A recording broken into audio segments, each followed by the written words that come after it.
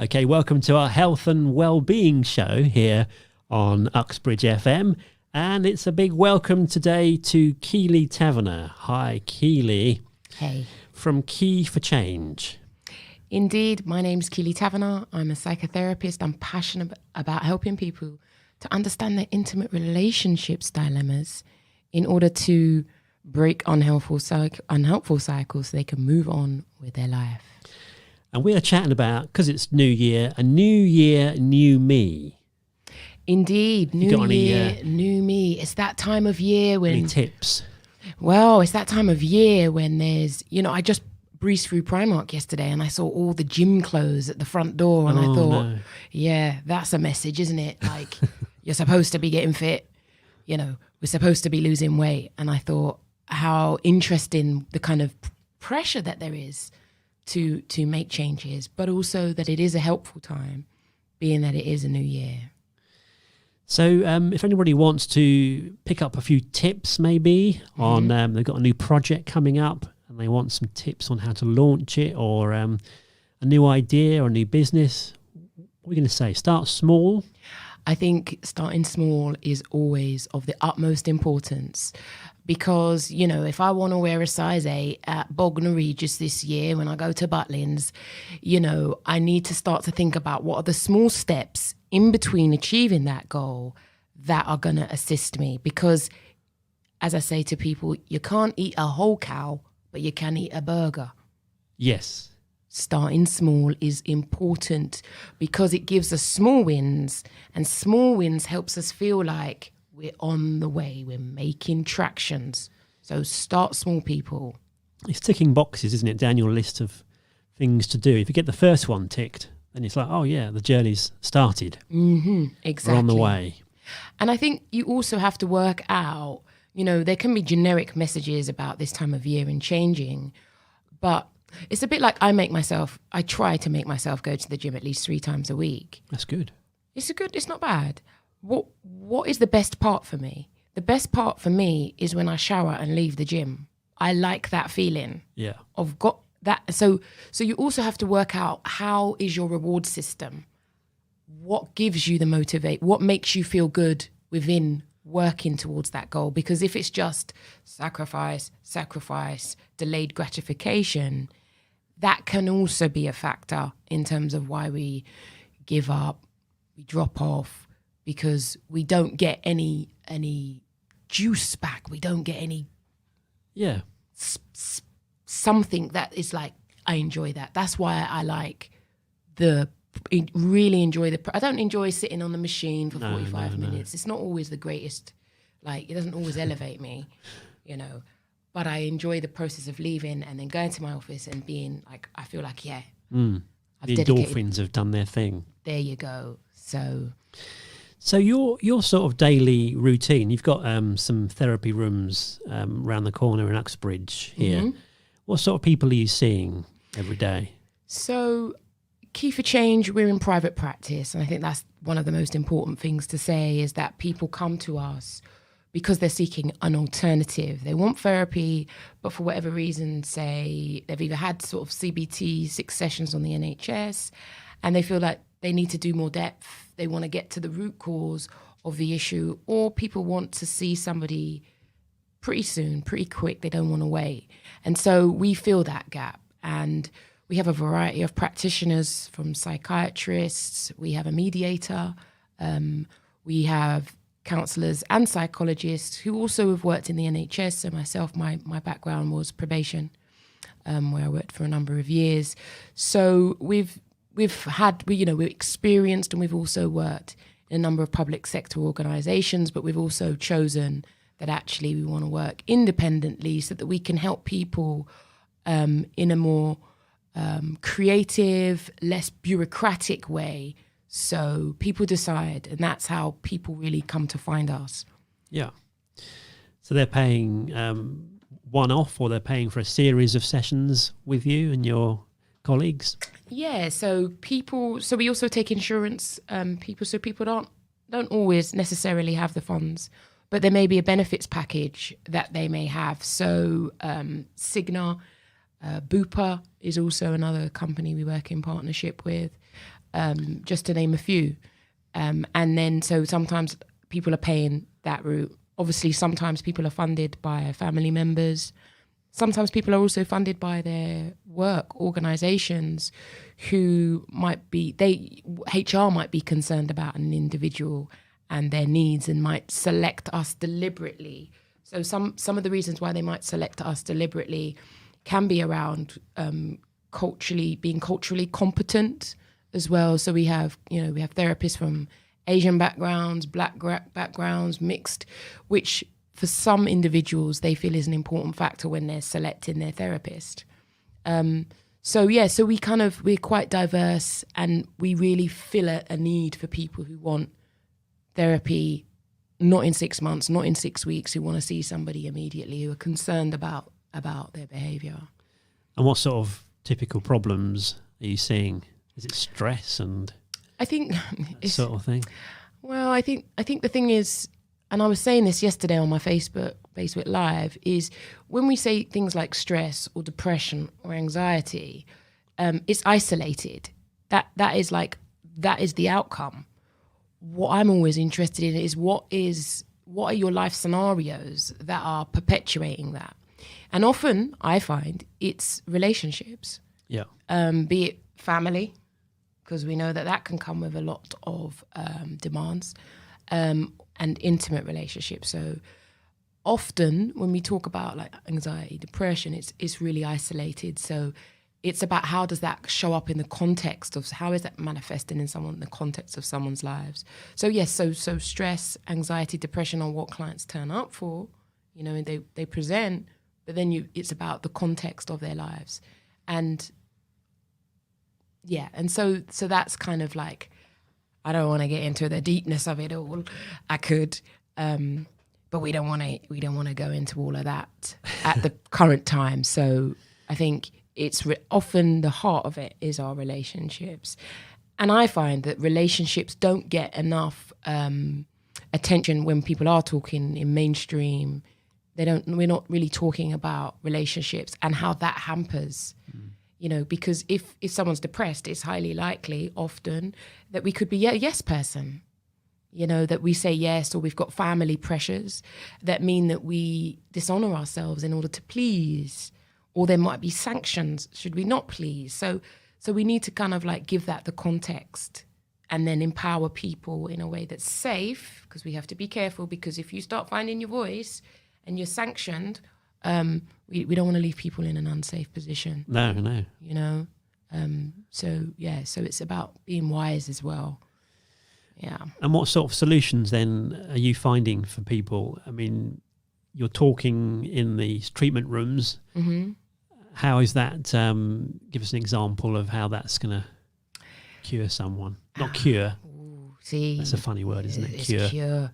Yeah, and treatment. Help them. Treatment, I think even that. So some of those words come from the medical model of human suffering.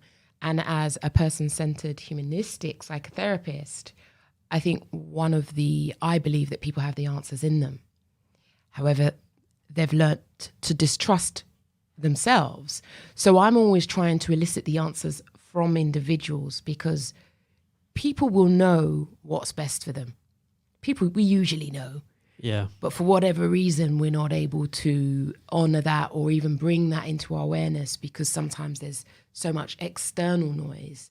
So I think one of the ways that I specifically work, and not all practitioners at Key4Change work the way that I do, is that I work in a way where I'm open to what emerges in the therapy room. I don't have the answers for people. Yes, I know a great deal about human suffering, and I know a lot about human healing. What I fundamentally believe is that the more authentic we can become is the more that depression and anxiety are relieved by authenticity. And so I'm always curious about, what dream is it that someone's given up on to people please? What is it about if they want to play the banjo, but they weren't allowed to play the banjo because they had to do advanced maths?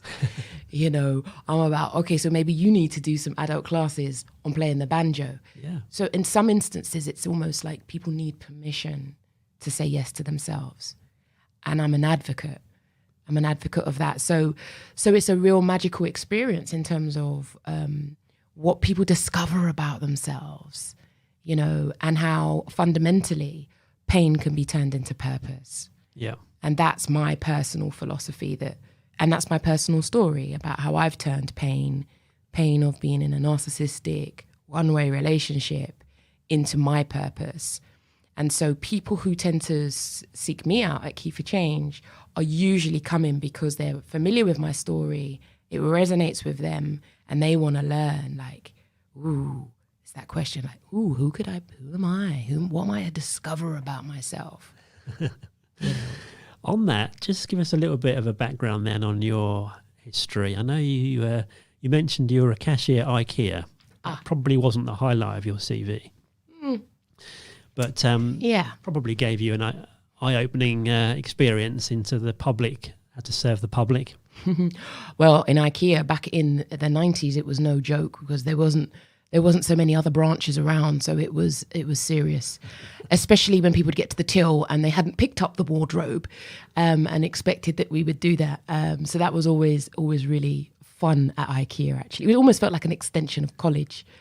So I was at IKEA for 10 years in Neasden, and I grew up on the local estate next door, right. which is St. Ralph's Estate. Yeah. And so I think there was something about low expectations that I was exposed to that almost felt like, well, you know, you're doing okay, you're at IKEA. I became a supervisor. And the sort of trajectory was if you got a job at the council, you know, you were doing fairly okay. Yeah. And I never ever got an interview at the council, even though I tried lots of times. And I think for me, I had my children, I got pregnant young, and I was in an abusive relationship. And I was watching Oprah, and I couldn't believe like I was in that situation, and I was going back, and it was just mayhem. And I remember watching Oprah one day, and Iyanla Vanzant was on there, who's a motivational speaker, and was talking about her book called In the Meantime, which was about getting the love you deserve. And her message just resonated with me because it was about taking self-responsibility and to stop blaming, which I did feel like a victim. How could I love so much and this man do this to me? How could he do this to me? And it was quite a slap in the face, which was like, actually, you're accepting and tolerating and promoting like being treated like that. And I was baffled by that, but also stimulated and curious. And that led me to self-help reading. And self-help reading led me to go back to college. So I did an access course. I did an access course at Stanmore, Access to Social Sciences, which then took me into applying to Brunel to do a degree in psychology, where I got rejected because I didn't have maths GCSE. No. Can you believe that? Yeah, so I was like trying to move forward with my life, but being penalised for mucking about in maths back in the day. So I literally begged them, and I still have the letter I wrote to them, begging them to let me in. I told them I'd get a maths tutor. And by God's grace, they let me in. And that's where I did a four-year sandwich degree. So I had a year's work placement. And I think the beautiful thing about the work placement was that I could see that my career was going to shift, because now I'm volunteering. I volunteered at Wormwood Scrubs, and I also volunteered for an alcohol service. And it just was what I needed to feel like I was going to get out of that checkout line. Yeah. So probably some interesting experiences in the prison. You couldn't write it. No 2 days were ever the same. And that's just the staff politics before you even get out onto the wings. Like, it's a world within a world, prison. Yeah. And the people who get it are really the prisoners and the staff. And so, you know, the outside world are not privy to that. There's a currency system in there, you know, in terms of bartering and swapping tobacco. When I was there, tobacco was like gold dust. Oh my gosh, it was gold. You could trade that. You know, people would play, you know, they'd bet and gamble with Snickers bars. And it was just a profound experience. And I worked for probation and I delivered cognitive behavioural therapy programs to high-risk offenders. So you could, I just can't, like, you couldn't write it. And I guess one of the things that it felt like New York, if you can make it there, you can make it anywhere. Yeah. And I think my confidence, even now, in terms of being in private practice, has definitely been inspired by that experience. And the stories never cease to amaze me in terms of prison, in terms of what people have been through, in terms of how often, and I believe, you know, emotional problems can engulf us and take any one of us down a line that could ultimately result. I can't help but look at Uxbridge police station over there, knowing that the court is there, a series of unfortunate events can just create this kind of like spiral. And I'm really grateful for what I learned there, especially about spirituality, because in prison people become interested, various reasons. Sometimes I want to get out of their cell, get up to nonsense in the church, or when it's Muslim service. But it was just profound, the learning. And at the same time, I was doing my master's in person-centered psychotherapy, plus working with psychologists. So it was a profound learning experience, and I'm incredibly grateful for that experience. Yeah, as a place to have a work experience, that was it's a choice and a half. It didn't get any better. And I also worked on the sex offender program. Right. And I think one of the things about the sex offender cohort is that you soon realize it's about the only cohort of offenders that have a whole mix of people from across society. So you might have a young unemployed guy and a doctor or a surgeon or a school teacher. So that, you know, you might have someone in there who can't read, who's never finished education, and then you've got like a professor. Yeah. So it was incredible in terms of the diversity of people in the room. And then obviously the nature of the offence, the shame and the stigma, that was also another like incredible factor for me as a psychotherapist, because I was also training alongside doing that type of work. Was just, I guess for me, it also created a desire to learn more that took me beyond what probation were prepared to fund in terms of teaching. So that's resulted in me like going to the Tavistock, doing additional training around sex addiction. You know, I've also worked with a lot of men at the current time in terms of porn addiction and what the impact of that is. And I know my confidence in that capacity has been fueled by working on the sex offender treatment program. So, like I said, like profound experiences, which equips me really well in private practice for, as my supervisor often says to me, well, if you've worked in prison, there's not much that rattles you. No. You know, and I'm really privileged to have that robustness to assist people who choose to come and, you know, share their lives with me in the hope that things can change. I'm very, very privileged. And you're pondering maybe turning some of those experiences into comedy at some point, perhaps? I'll tell you, doing groups in prison with high risks, you know, entrenched offenders, I learnt how to build rapport really quickly. And humour is a profound way of being to assist. Like, humour cuts through and builds bonds and enables me to say things in ways that I couldn't say just generally.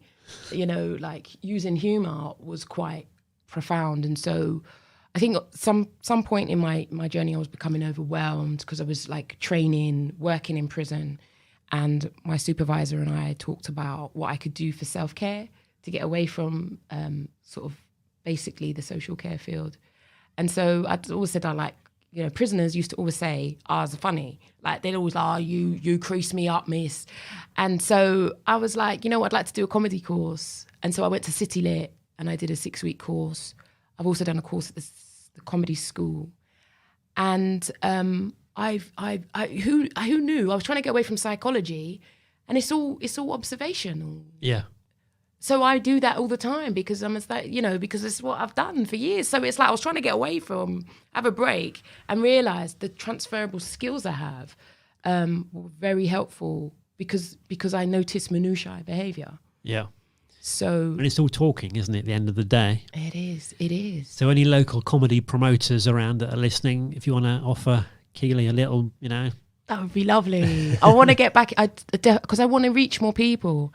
And I know, like, even my videos, there's so much humor in that because I can say things or I can use things to hook people in because I can talk about taboo subjects really easy. But we're going to go to the depth because it's sometimes this stuff up the top that seems, it can seem funny, but there's a lot of levels. And so if people are really curious about that, I'm open to help. And if I don't know, I usually know someone who does. Yeah, you and your team. Yeah. So more information, people can go to the website, which is Key4Change.com. There's information on an upcoming workshop there on the 15th of Feb. What's happening in the workshop? The workshop has been inspired by... so I have clients who come to me with intimate relationship challenges. And what was happening is because I'm becoming so versed, I see themes. And if I can tell my clients the themes, then they can see the themes for themselves. So you don't actually need the scenario because you can see that this is likely to happen because these factors are in place. And I was speaking to my coach about like a bit like my concern because I was like, I don't want to deny people the journey of getting to understand their experience, but how can I take this? I started to feel slightly guilty because I felt like I should be offering these insights, bagging them together to offer it to more people. Yeah. Rather than just on a one-to-one. Yeah. And some people, I used to do groups before, I'm versed in groups, so I felt like people who might not come to therapy would come to a group.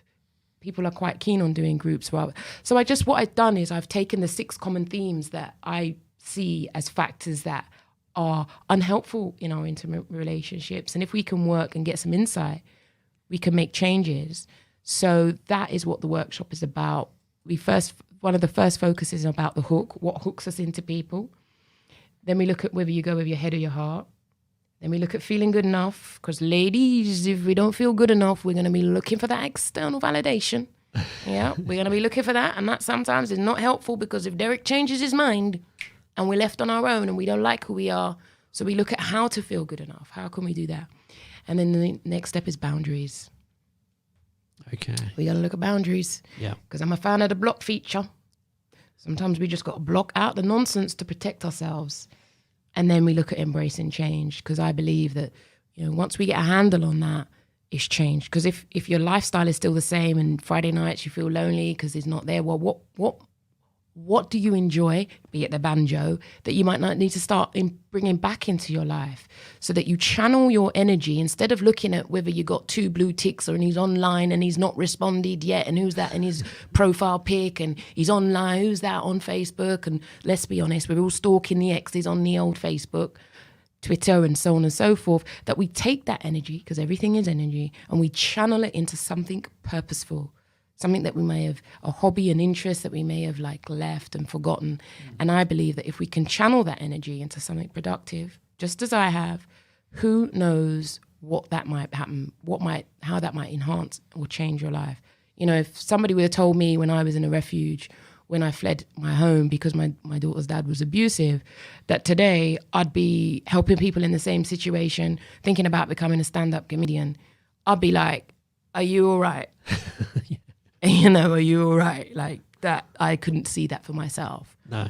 But here I am today, doing what I do because I channeled my frustration into learning about how the hell I got myself in that situation. And that led me to do a degree, to do a master's. And now I have Key4Change. Who would have thought that? And there's the Facebook page as well, Key4Changes. And I know you do quite a few videos online, different topics, and you're going through different things. Yeah, I did a cheeky one last night. It was called What is the Hook? Was it the D? And all the ladies, if you know what I mean, you know what I mean. Because this is a factor that can keep people hooked in. And we need to look at that. We need to understand that so that we're not baffled and we can understand why we may be depressed. Yeah. So when you see, when I said that depression doesn't happen in isolation, it happens in the context. And so one of the small things, so we're talking about small steps, I encourage people to think about when they change is to do an audit of our devices. We have to start to notice when Derek's name comes on the phone, does it make us feel anxious? Yeah. And just notice. Doesn't mean you have to take any action, but start to notice because the body is communicating with us. And so we just start to notice. So I'm a big advocate. First steps is often let's audit our phones. Yeah. Good idea. And then this is the book you recommended. I can't pronounce the author's name. Maybe you can. That was my first book I read. Yes, my first self-help book was In the Meantime. What was it called? Finding Yourself and the Love You Want. Yeah, I read it recently and I was like, oh my God, this is so basic. I read it recently. I was like, my God. But I thought how wonderful it is. And I also have a book called Why Love Hurts as well. Didn't know that. Yeah, I self-published. That also came from working with my coach who wanted me to start planning more. She was like, Keeley, you need to have a plan. And the plan just turned out to be 12 chapters. And when I was trying to write out a plan for these 12 chapters, these 12 topics, I was trying to write a plan. I was like, boss, I've written about 5 pages. And she's like, well, that'd be the start of your book. And that's where that came from, which was that it just kind of organically emerged in a way that I hadn't planned. So I am someone who is very intuitive and I know my strengths, but I also know my deficits. And so planning isn't one of my strengths. So what I did was I had a coach to help me to bring the book to life. So my coach then was Nat Lou, who is very structured. So I always have the opposite to me. I always have coaches who are very structured and very like, can I say anal? Yeah. I need that. I need them. They're very detailed. And so if it wasn't for her, it would have just kind of just stayed on the laptop. And so, so that's another kind of like, so I also, it also helps me to have, I've got lots of different things that happen. So I have workbooks as well. And now I have books. So, sometimes if someone might not be able to afford to work with me, I'll encourage them to start reading. I'll encourage people if they can't afford to work with me on a one-to-one, it'll be like, let's come to the workshop. Or let's do a coaching program. So there are lots of ways to help people. And one of the reasons why I want to do one-to-many more, to inspire people, to get them to think. I'm really passionate about helping people to think about their choices. Yeah. Well, thank you very much for coming in today. Talk about New Year, New Me. Oh, yeah, we did. Start small. I think somewhere on the way we chatted about New Year, New Me. We did, and we need to audit our phones as well. Yes. As we do our New Year, New Me. Yeah, lots and lots of apps on there that probably haven't been used for years and years. Mm-hmm. Flashing away. Yeah, and we got to look at who we're following on social media, because if she's got a double D and a big booty and that makes you feel inadequate because you're a B, we got to work out that maybe we need to unfollow. And so that helps us to just like not be bombarded with unhelpful imagery that makes us feel inadequate. Yeah, that must be a big thing with kids at the moment. Image issues. I think people think it's kids. Adults are suffering. Yeah. I mean, I love watching Botched. I don't know if you've ever seen it. For me, it's so alarming. It's, I mean, like, wow. Why did you do that? Why would you do that? Why go to Poland and do that? Exactly. And you don't know what's in your bottom? No. And it's starting to drop? Like, sister, try self-acceptance. Just give it a go. I quite like, as a bit of light relief, the Pimple Doctor. You seen that one? Oh, that is ridiculous. It is so addictive. Pimple poppers. It's like popping bubble wrap, but on a bigger scale. It's worrying. Put that on your timeline. That don't make us feel inadequate. That makes us feel so great, because you feel like, thank God I don't have a boil like that. That's the kind of content we need to follow. And why did you leave it there for 5 years? Jeez. Get it sorted, surely. Anyway. Indeed. Well, hopefully you'll pop in again and give us some more of your insights. Anytime you're ready. I'm always happy to help. One-to-many is exactly what I'm about. Yeah, great stuff. Thanks, Keeley. See you again soon. Likewise. Take care of you.